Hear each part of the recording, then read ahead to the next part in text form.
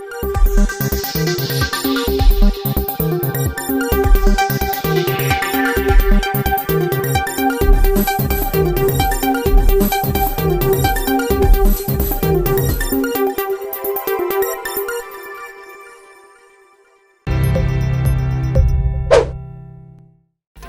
आप देख रहे हैं शुभ 24 न्यूज। मैं हूं आपके साथ राधिका। चलिए नजर डालते हैं आज की अहम खबरों पर। पुष्कर की सभा में जूता उछाल कांड के बाद खेल मंत्री अशोक चांदना पूर्व डिप्टी सीएम सचिन पायलट पर खुलकर हमला कर रहे हैं। पहली बार सचिन पायलट पर गहलोत सरकार का कोई मंत्री इस अंदाज में निशाना साध रहा है। राजनीतिक सलाहकार इसके पीछे सियासी कारण बता रहे हैं। साथ ही अब ये लड़ाई और तेज होने की संभावना जताई जा रही है। इसे अशोक गहलोत खेमे की तरफ से लड़ी जाने वाली लड़ाई से भी जोड़कर देखा जा रहा है। पायलट को लेकर चांदना की तल्खी की सियासी कई वजह हो सकती हैं। वे दोनों गुर्जर समाज से आते हैं। पायलट परिवार का राजस्थान और पड़ोसी राज्यों गुर्जर समाज में बड़ा प्रभाव है। इसका फायदा सीधे तौर पर सचिन पायलट को मिला। पायलट के मुकाबले चांदना गुर्जर समाज में प्रभाव के मामले में अभी जूनियर माने जाते हैं।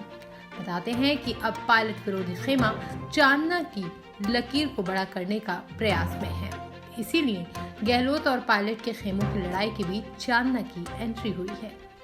विधानसभा चुनाव 2023 से सवा साल पहले राजस्थान में सियासत गरमाने लगी है। AIMIM प्रमुख असदुद्दीन ओवैसी ने अपनी जड़ें जमाने की कोशिश शुरू कर दी है। बुधवार को AIMIM प्रमुख असदुद्दीन ओवैसी जयपुर और सीकर में 13 जगह सभाएं करेंगे। राजस्थान में 15 जिलों की 36 ऐसी सीटें हैं जहां मुस्लिमों का प्रभाव है। ओवैसी की पार्टी अगले साल होने वाले विधानसभा चुनाव में इन सीटों से लड़ने की तैयारी में है। ओवैसी की AIMIM पिछले कुछ वर्षों से अलग अलग राज्यों के मुस्लिम बाहुल्य इलाकों में चुनाव लड़ती आ रही है। ओवैसी की नजर राजस्थान पर है। माना जा रहा है कि ओवैसी अगर यहाँ चुनाव लड़ते हैं तो मुख्य रूप से कांग्रेस को नुकसान पहुंचा सकते हैं। वहीं कुछ सीटों पर कांग्रेस बीजेपी दोनों के लिए मुश्किलें खड़ी कर सकते हैं।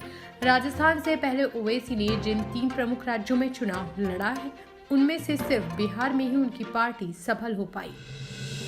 केंद्रीय जल शक्ति मंत्री और जोधपुर से लोकसभा सांसद गजेंद्र सिंह शेखावत ने कांग्रेस की भारत जोड़ो यात्रा की वह तस्वीर ट्वीट कर शेयर की है जिसमें RSS के खाकी निक्कर को जलते और उसमें से धुआं उठते हुए दिखाया गया है। तस्वीर के नीचे लिखा है 145 डेज मोर टू गो। ऊपर तिरंगे कलर में लिखा है भारत जोड़ो यात्रा। गजेंद्र सिंह ने गांधी परिवार और कांग्रेस सांसद राहुल गांधी पर निशाना साधते हुए लिखा है भारत तो आपके पुरखों ने तोड़ा था राहुल जी, जुड़ तो साल 2014 के बाद से रहा है। अपने अलावा बाकी सभी को जलाने की सोच रखने वालों का आज के नए भारत में कोई काम नहीं। सीएम गहलोत आज निवाई के झिलाई रोड के पास चल रही ब्लॉक स्तरीय राजीव गांधी ग्रामीण ओलंपिक खेल प्रतियोगिता में पहुंचे और खिलाड़ियों का हौसला बढ़ाया। उद्बोधन खत्म करने के बाद मुख्यमंत्री गहलोत मंच से नीचे उतरकर खिलाड़ियों और कार्यकर्ताओं से मिलने दर्शक दीर्घा में पहुंचे, जहां शुरुआत में ही उन्होंने पायलट समर्थक कांग्रेस कार्यकर्ताओं का सामना करना पड़ा। पूर्व डिप्टी सीएम सचिन पायलट समर्थकों ने गहलोत के सामने जमकर सचिन पायलट जिंदाबाद के नारे लगाए। हालांकि गहलोत कार्यकर्ताओं से हाथ हिलाकर आगे बढ़ गए। अजमेर जिले के पुष्कर में कर्नल किरोड़ी सिंह बैंसला के अस्थि विसर्जन से पहले हुई सभा में मंत्रियों के समक्ष हंगामा कर जूते चप्पल और पानी की खाली बोतलें फेंकने के मामले में पुलिस ने एक्शन लिया है। पुष्कर थाना प्रभारी ने नामजद 5 सहित अन्य लोगों के खिलाफ मामला दर्ज किया है।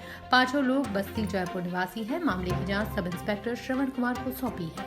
घटना 12 सितंबर को दिन के समय हुई और मौके पर पुलिस ने कोई कार्रवाई नहीं की। पुलिस ने मामला 12 तारीख की मध्यरात्रि 11:55 पर दर्ज किया, जिस पर पुलिस ने काफी मशक्कत के बाद नियंत्रण कर जनप्रतिनिधियों की जान माल की सुरक्षा की। अतः भारतीय दंड संहिता की धारा 353, 427, 352, 143, 336 के तहत मामला दर्ज कर जांच सब इंस्पेक्टर श्रवण राम को सौंपी गई है।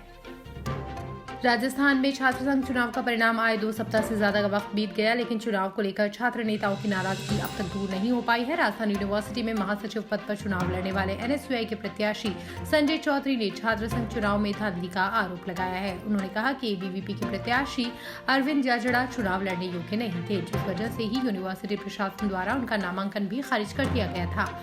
संजय ने आरोप लगाया कि अरविंद ने लगातार यूनिवर्सिटी से नहीं पढ़ रहे हैं, इसलिए नियमों के आधार पर वह इस बार चुनाव लड़ने योग्य नहीं थे। अरविंद और एबीवीपी के लोगों ने यूनिवर्सिटी के कर्मचारियों को डराया, जिसकी वजह से मजबूरन उन्हें चुनाव लड़ने की अनुमति दी गई, जो न सिर्फ नियमों के विपरीत है बल्कि हाईकोर्ट के आदेशों की अवहेलना है। ऐसे में इस पूरी प्रक्रिया की जब तक निष्पक्ष जांच नहीं हो जाती, विरोध जारी रहेगा ताकि भविष्य में ऐसा भेदभाव किसी और छात्र के साथ ना हो। आरएस अधिकारी केसरीलाल मीणा का विवाद अभी थमा ही नहीं कि एक और अफसर विवादित टिप्पणी कर चर्चाओं में आ गया। गंगापुर सिटी में सहायक कृषि अधिकारी के पद पर कार्यरत पिंटू मीणा पहाड़ी ने अपने सोशल मीडिया से पुजारियों के लिए एक विवादित टिप्पणी की, जिसके बाद अब मामले ने तूल पकड़ता नजर आ रहा है।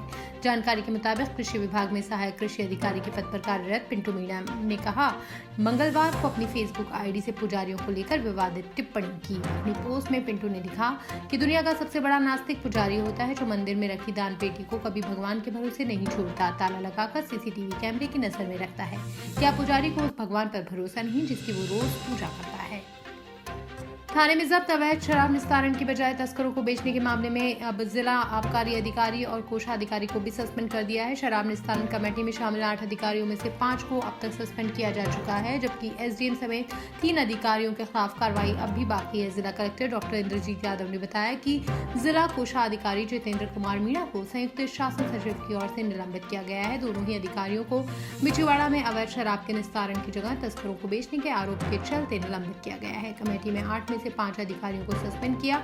मामले में जांच चल रही है। बीजी डूंगरपुर एसपी राशि डोगरा को शिकायत मिली थी कि गुजरात में जब्त की गई शराब बिछुवाड़ा थाने में निस्तारित की गई शराब का हिस्सा हो सकता है। ऐसे में एसपी राशि डोगरा ने टीम का गठन कर विभागीय जांच कर कार्रवाई शुरू की।